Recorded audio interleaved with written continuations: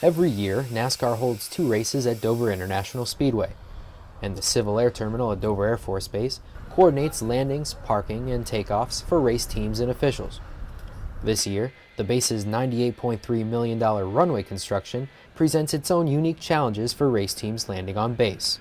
Well, right now with the runway construction here, it's certainly not Dover's longest runway that's being reconstructed. However, it is the runway that has what's called a precision approach that allows the teams or the aircraft to fly in lower weather conditions.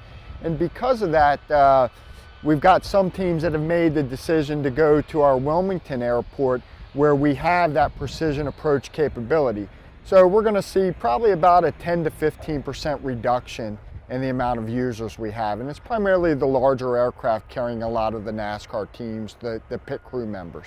The Civil Air Terminal typically sees an average of 70 planes land at the base during NASCAR weekends.